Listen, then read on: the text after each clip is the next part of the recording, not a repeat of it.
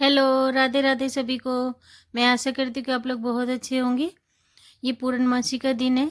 आज के दिन हम लोग सत्यनारायण की कथा करते हैं, मेरी बहू और मैं मिलके, बच्चे हम सब। क्योंकि एक बार महीने में ज़रूर सत्यनारायण की कथा करनी चाहिए। इससे घर में धन धान की वृद्धि होती है, सुख समृद्धि आती है और बहुत ही मन को सुकून मिलता है। तो हम लोग एक बार महीने में पूर्णमासी के दिन ज़रूर करते हैं। मेरी बहू ने पूरा नियम बनाया हुआ है, हर महीने कथा करती है वो। बच्चे भी बैठ जाते हैं साथ में। गौरांशी को तो बहुत ही अच्छा लगता है, वो तो पूजन कराती है, साथ में हवन कराती है। तो देखो अभी भी साथ में बैठी हुई है, थोड़ी बीच में शरारतें करती है लेकिन पूजा करती है अच्छे से। उसको पूजा करने का बहुत शौक है। दादू उसके जब पूजा कर रहे होते हैं तब भी वो आ जाती है। तो सारे काम छोड़ के, खेल भी रही होगी ना तो भी पूजा करने आ जाएगी, क्योंकि पूजा करने का उसको बहुत शौक है। अभी देखो शैतानियाँ कर रही है लेकिन पूजन करा रही है साथ में। जी बोले। वैश्य ने मंगलाचार करके यात्रा आरंभ की और अपने नगर को चला। उसके थोड़ी दूर निकलने के दंडी वेशधारी श्री सत्यनारायण भगवान ने उससे पूछा, हे साधु, तेरी नाव में क्या है? अभिमानी वणिक हंसता हुआ बोला, हे दंडी, आप क्यों पूछते हो? क्या धन लेने की इच्छा है? मेरी नाव में तो बेल और पत्ते भरे हैं। वैश्य का कठोर वचन सुनकर भगवान ने कहा, तुम्हारा वचन सत्य हो। दंडी ऐसा कहकर वहां से दूर चले गए। कुछ दूर जाकर समुद्र के किनारे बैठ गए। दंडी के जाने पर वैश्य ने नित्य क्रिया करने के बाद नाव को ऊंची उठी देखकर अचंभा किया तथा नाव में बेल पत्ते आदि देखकर मूर्छित हो जमीन पर गिर पड़ा। फिर मूर्छा खुलने पर अत्यंत शोक प्रकट करने लगा। तब उसका दामाद बोला कि आप शोक ना करें, ये दंडी का श्राप है, अतः उनकी शरण में चलना चाहिए तथा हमारी मनोकामना पूरी होगी। दामाद के वचन सुन मैं दंडी के पास पहुंचा और अत्यंत भक्तिभाव से नमस्कार करके बोला, मैंने जो आपसे असत्य वचन कहे थे उनको क्षमा करो। ऐसा कहकर मान शोकातुर हो रोने लगा। तब दंडी भगवान बोले, हे वणिक पुत्र, मेरी आज्ञा से बार बार तुम्हें दुख प्राप्त हुआ है, तू मेरी पूजा से विमुख हुआ। साधु बोला, हे भगवान, आपकी माया से ब्राह्मण आदि भी आपको रूप को नहीं जानते, तब मैं अज्ञानी कैसे जान सकता हूँ? आप प्रसन्न होइए, मैं सामर्थ्य के अनुसार आपकी पूजा करूंगा। मेरी रक्षा करो और पहले के समान नौका में धन भर दो। उसके भक्ति युक्त वचन सुनकर प्रसन्न हो उसकी इच्छा अनुसार वर देखकर अंतर्धान हो गए। तब उन्होंने नाव पर आकर देखा कि नाव धन से परिपूर्ण है। फिर वे भगवान सत्यनारायण का पूजन कर साथियों सहित अपने नगर को चला। जब अपने नगर के निकट पहुंचा तब दूत को घर भेजा। दूत ने साधु के घर जा उसकी स्त्री को नमस्कार कर कहा कि साधु अपने दामाद सहित इस नगर के समीप आ गए हैं।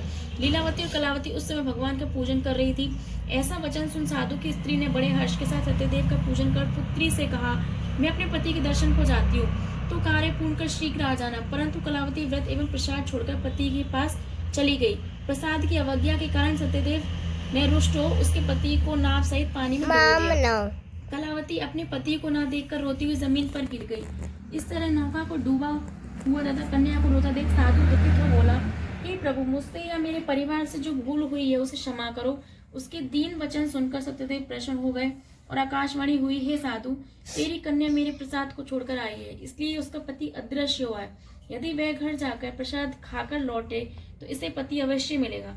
ऐसी आकाशवाणी सुनकर कलावती ने घर पहुंचकर प्रसाद खाया, फिर आकर पति के दर्शन किए। तत्पश्चात साधु ने बंधु बांधवों सहित सत्यदेव का विधि पूर्वक पूजन किया। इस लोक का सुख भोग कर अंत में स्वर्गलोक को गया। श्री सत्यनारायण व्रत कथा का चतुर्थ अध्याय संपूर्ण। सत्यनारायण भगवान की जय। दीदी ने घी पिघला जैसे गैस पे। पंचम अध्याय। सूत जी बोले, हे ऋषियों, हे ऋषियों, मैं और भी कथा कहता हूँ, सुनो। प्रजा पालन में लीन तुंगध्वज नाम का एक राजा था। उसने श्री भगवान का प्रसाद त्याग कर बहुत दुख भी पाया।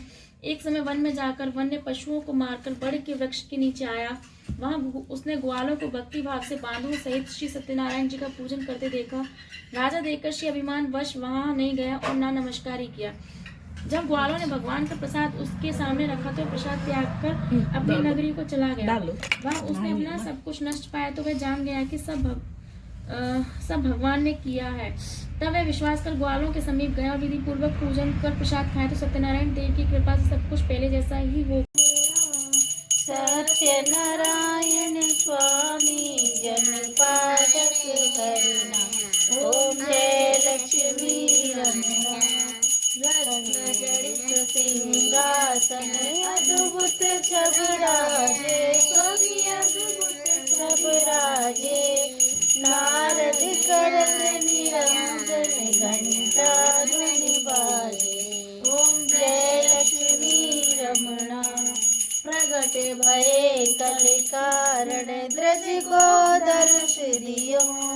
बूढ़ो ब्राह्मण बन के कंचन महल पियो। ओम जय लक्ष्मी रमणा प्रगट भय कल कारण द्रज को दर्श दियो।